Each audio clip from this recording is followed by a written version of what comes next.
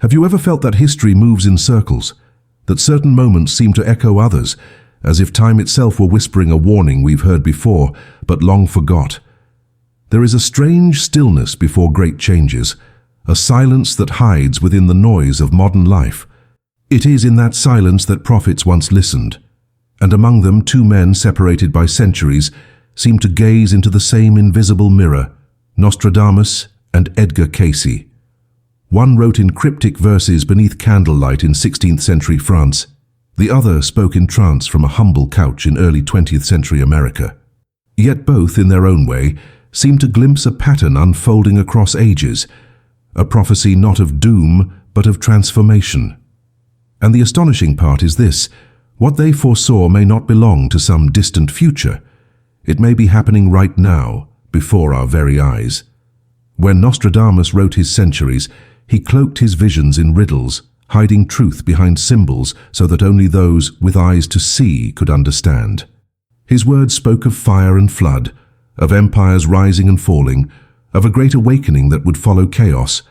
Many dismissed him as a poet of fear, but others quietly began to notice. His metaphors carried the scent of something real, something that resonated with our collective memory. Then, centuries later, Edgar Cayce, the sleeping prophet, entered deep states of trance and began to speak of similar things. Upheavals of the earth, changes in human consciousness, the rebirth of spiritual understanding after a time of confusion.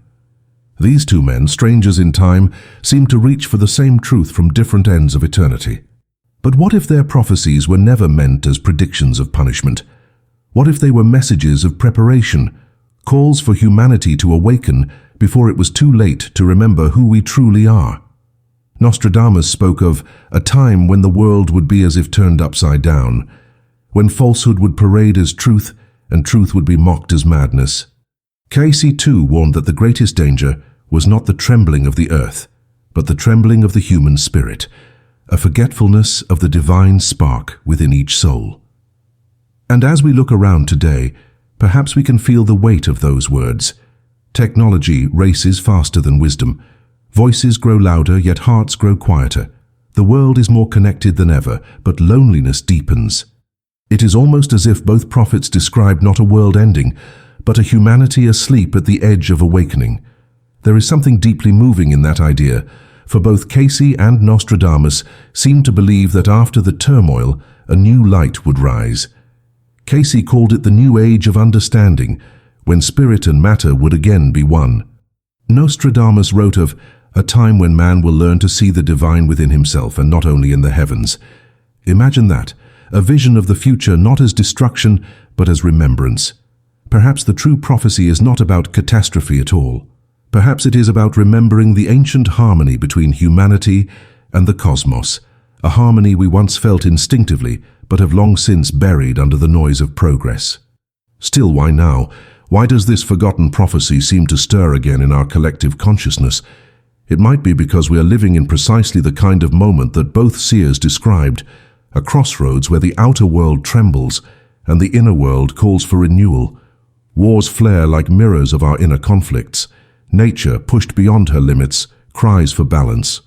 Even our dreams, our art, our silent anxieties hint that something deeper is unfolding beneath the surface of the everyday. Could this be what Nostradamus foresaw? A time when the veil between worlds would grow thin? Could this be what Cayce meant when he said, "The awakening of consciousness will come as the earth itself transforms"? When we read their words with fear, we see only apocalypse. But when we read with awareness, we begin to hear something else, an invitation. An invitation to realign with truth, to rediscover compassion, to rebuild our sense of belonging to something larger than ourselves. Nostradamus hid his wisdom because he knew truth must be sought, not handed. Cayce spoke it openly because his age needed hope more than mystery. But both pointed toward the same horizon, a moment when human beings would have to choose between deepening their illusion or awakening to their purpose. And maybe that is why these prophecies have returned to our attention now. They are not warnings from the past. They are mirrors of the present. Every storm, every division, every surge of fear in the collective mind is not a sign of destruction, but of a greater birth that struggles to happen. The old structures, political, economic, even spiritual, are trembling because the foundation of consciousness itself is shifting. Humanity stands at the threshold of remembering that it is not separate from the divine. Nostradamus hinted at it in symbols. Cayce spoke it in dreams. And now, it seems, reality itself is beginning to echo their words. But perhaps the most striking thread that binds Nostradamus and Cayce is not what they saw, but how they saw it. Both entered states beyond the ordinary mind, one through poetic vision, the other through trance, suggesting that true prophecy is not the prediction of events, but the perception of patterns hidden beneath them. Cayce once said, "The future is not fixed, it is created by the choices of the present." Nostradamus, in his veiled quatrains, echoed the same idea in another form. "The stars incline, they do not compel." These are not words of fate. They are invitations to awareness. Both men knew that time as we perceive it is not a straight road but a spiral, and that by understanding its rhythm, humanity could change its own destiny. If we listen closely to their teachings, we begin to hear a warning about the true nature of catastrophe. It is not the collapse of the outer world that threatens us most. It is the erosion of meaning. Cayce described a time when knowledge would increase, but wisdom would fade, when people would be surrounded by information, yet starved for truth. Nostradamus spoke of men walking with eyes open, yet blind to the light. These phrases, written centuries apart, feel eerily familiar to the world we inhabit now. A world saturated with data, but hollowed of direction, where humanity has learned to reach across oceans, yet struggles to reach across hearts. Perhaps the prophecies they shared were never about punishment, but about the natural consequence of forgetting the soul. Both prophets pointed to a turning of the ages, a shift so subtle yet so immense that it would shake the foundations of civilization. Cayce described this as the purification of the earth, not by fire alone, but through the awakening of consciousness. Nostradamus wrote of a time when the hidden would be revealed and the old kings would tremble. These phrases may sound cryptic, but when read with spiritual ears, they describe an inner transformation as much as an outer one. The trembling of the old kings is the trembling of our old certainties, the beliefs, systems, and illusions we once trusted. And the revelation of the hidden is the unveiling of our true nature, the rediscovery that every being, every creature, is a spark of the same divine intelligence. It is not hard to see this shift beginning. Look around. The old structures of power struggle to maintain control as people awaken to their own inner authority.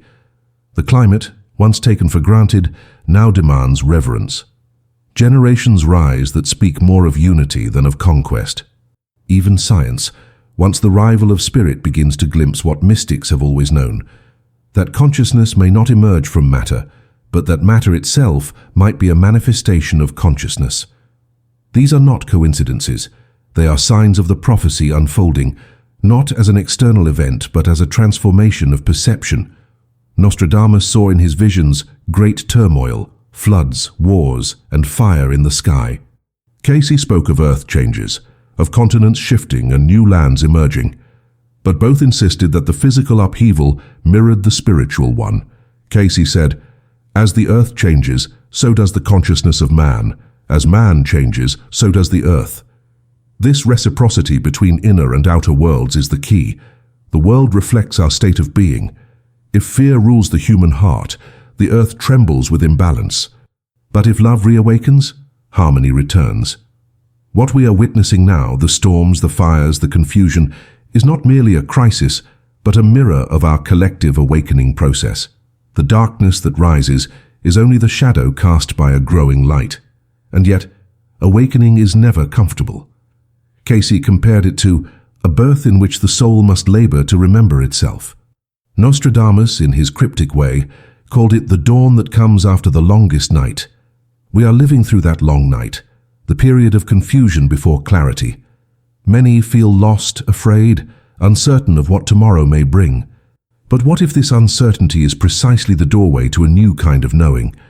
What if, in losing our illusions, we are finding our truth? Prophecy, in this sense, is not a script to be followed, but a mirror to help us see what must change within us. There is a quiet wisdom in how both men approached their visions.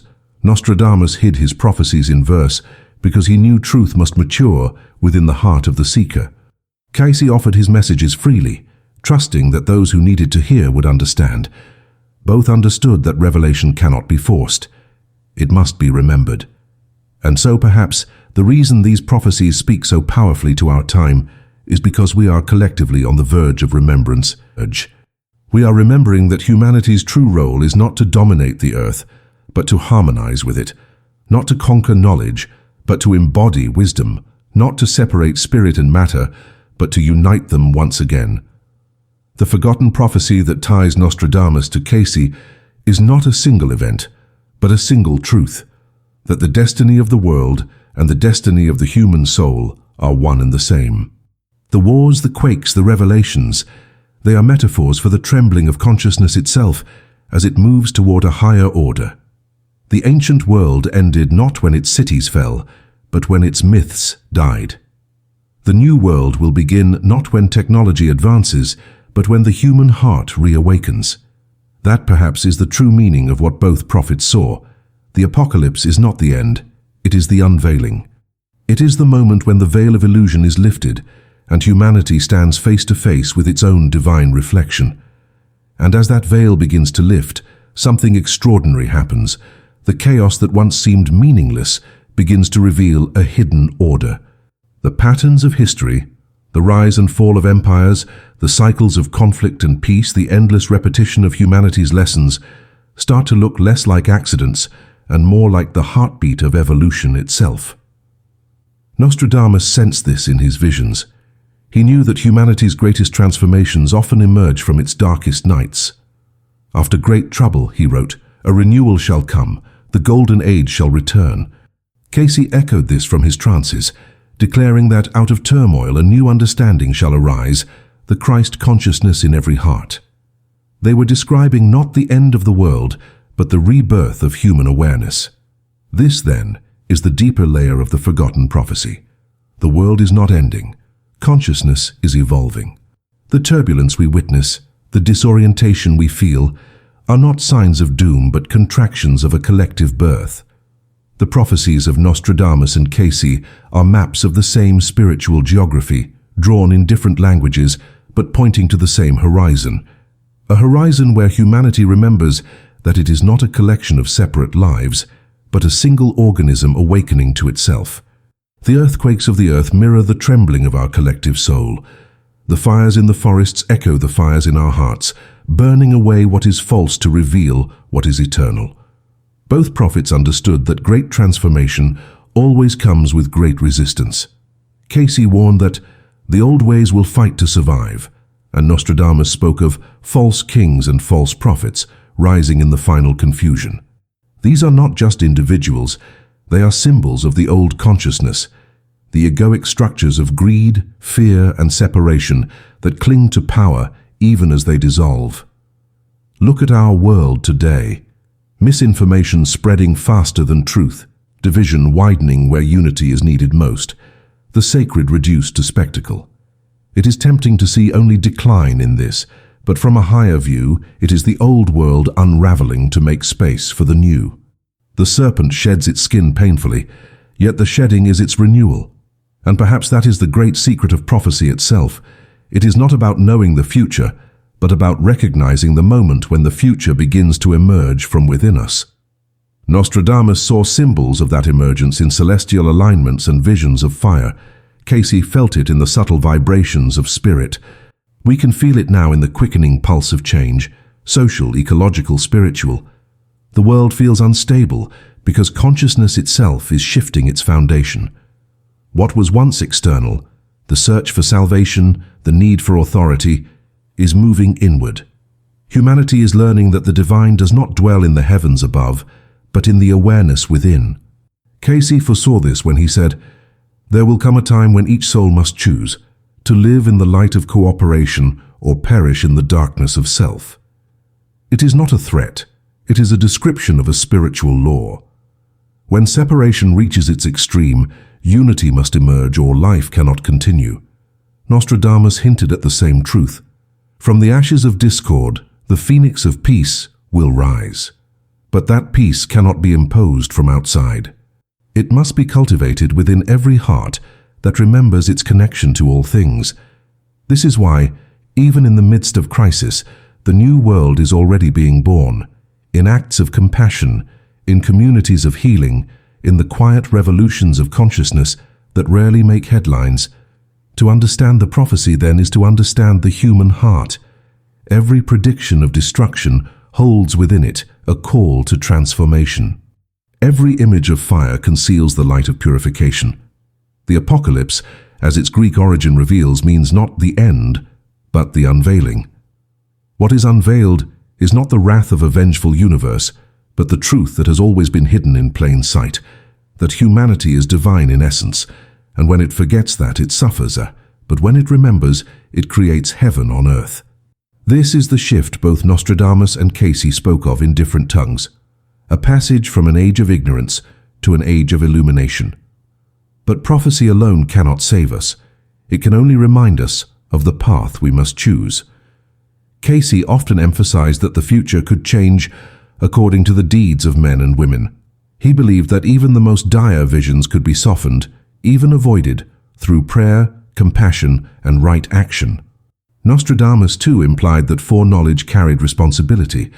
To see the storm is to be called to prepare, not to despair. What both men offered, in essence, was not fatalism, but hope, the hope that consciousness itself can alter destiny. And perhaps that is the reason their words still resonate today. They speak not to the fear of endings, but to the courage required for beginnings. There is something humbling in realizing that these prophecies, born in centuries past, were never about the outer world alone. They were reflections of our inner evolution, the gradual awakening of the soul through cycles of forgetting and remembrance. What Cayce described as earth changes may, in truth, be changes in our relationship to the earth. What Nostradamus foresaw as wars of the spirit may be the struggles within our own consciousness between fear and love, illusion and truth. And so, when we ask, is the prophecy happening now? The most honest answer is, yes, it has always been happening, because it is happening within us. We are the fulfillment of the prophecy, the living bridge between the darkness that was and the light that is coming. Each choice we make, each act of kindness, each moment of awareness, contributes to the shaping of the age that Nostradamus saw in shadow and Cayce described in vision.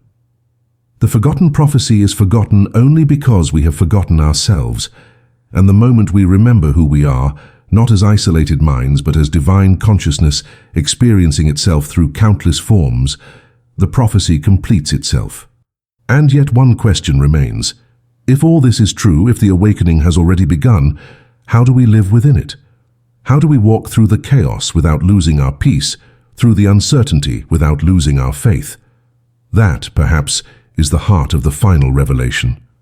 The part of the prophecy not written in any book but inscribed in the silence of every soul. And it is in that silence, the one that lives beneath all the noise, that the final truth begins to whisper. The forgotten prophecy was never about fire from the sky or oceans swallowing the land. It was always about the quiet fire that must awaken within each human heart, the fire of remembrance. Both Nostradamus and Edgar Cayce, in their own way, were not foretelling the end of the world, but the end of our forgetfulness. They spoke of a transition so profound that language itself could barely contain it, a passage from a world ruled by fear to one guided by awareness. It is not the world that must be saved, it is our perception of it that must be healed. For when perception is healed, the world follows. Cayce said, "The mind is the builder."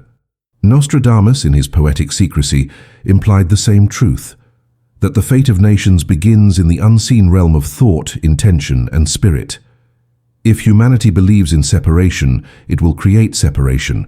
If it believes in unity, it will manifest unity. Every prophecy, then, is a mirror reflecting the consciousness of its time. When fear dominates, the visions darken. When love returns, the future shines. The forgotten prophecy is not something we must wait to unfold. It is something we must become.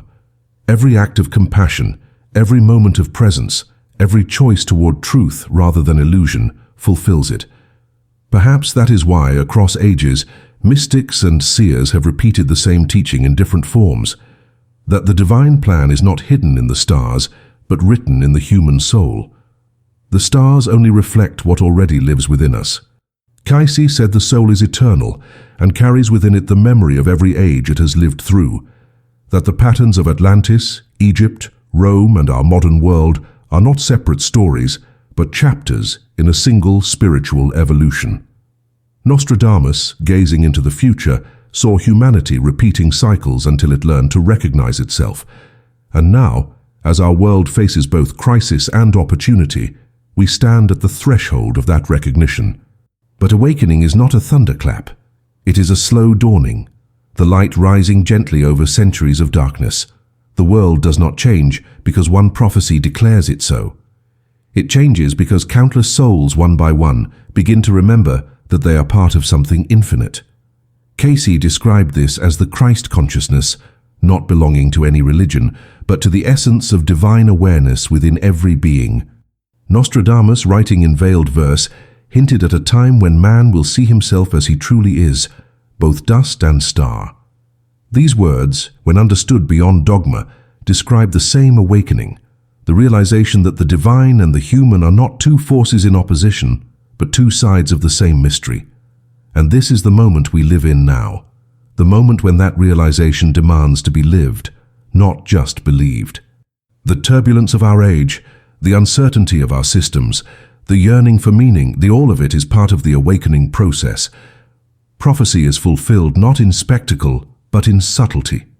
The signs in the sky may not be comets or eclipses, but the illumination of human consciousness itself. Every heart that chooses peace amidst chaos becomes a living fulfillment of what Nostradamus saw and what Cayce confirmed. We do not need to wait for miracles. We are the miracle awakening to itself. Still, there is a sacred responsibility in this awakening. Cayce warned that knowledge without love becomes destruction, and Nostradamus foresaw that wisdom without compassion would turn men into their own enemies. To awaken is to remember that love and wisdom must walk together. Awareness without empathy becomes arrogance. Empathy without awareness becomes confusion. The balance of the new age, the one both prophets envisioned, lies in the union of head and heart, of reason and reverence. Humanity's future depends not on the few who predict it, but on the many who embody it. If the forgotten prophecy is happening now, then perhaps our task is not to fear it, but to live it consciously. To see in every challenge the echo of transformation, in every ending the seed of renewal. The storms of the world are not punishments, they are purifications. The collapse of the old is not chaos, it is creation. The silence that follows is the space where a new consciousness can breathe. And within that silence, each soul is being asked a simple but profound question. Will you remember who you are? For Nostradamus and Cayce, this question was the heart of every vision. Nostradamus believed that when humanity finally recognized its divine origin, the heavens themselves would rejoice. Cayce said that the new earth would emerge when love becomes the law of life. These were not metaphors for a distant paradise. They were descriptions of a state of being that begins within and radiates outward, transforming reality itself. The forgotten prophecy is fulfilled every time a human being chooses understanding over judgment, truth over illusion, unity over division. The apocalypse ends the moment we remember that we were never separate from God, from nature, or from each other. So what does it mean then to live as one who remembers? It means to listen, not with the ears, but with the soul. To recognize that every experience, every loss, every joy, is the universe guiding you back to yourself. It means to see the divine not only in sacred texts or holy places, but in the face of a stranger, in the rhythm of the wind, in the silence between your thoughts. It means to act as if the prophecy has already come true, because in truth it has. The awakening has begun, and you are part of it. You always have been. Perhaps that is the ultimate irony. The prophecy was never really forgotten. It has lived in every whisper of intuition, every act of kindness, every quiet knowing that there is more to life than what the eyes can see. Nostradamus wrote it in symbols. Cayce spoke it in dreams. But you You live it in every heartbeat that dares to remember. The world you see around you is not ending. It is being reborn through your awareness. The forgotten prophecy is not a warning. It is a promise that light will always return to the world, because light has never left it. And so, as you listen now, take a moment to feel that light within you. The same light Nostradamus glimpsed between his verses, the same presence Cayce touched in his trances. It lives within you, waiting to be remembered. The prophecy unfolds through you, through your compassion, your clarity, your courage to see beyond fear. Let it guide you quietly as the world awakens. And if these words have stirred something inside you, a memory, a question, a sense of recognition, then the message has already found its home. The age of remembrance has begun. Share what you feel. Add your voice to this awakening. And if this reflection has touched you, stay close, for the journey of the soul is endless, and we will continue to walk it together.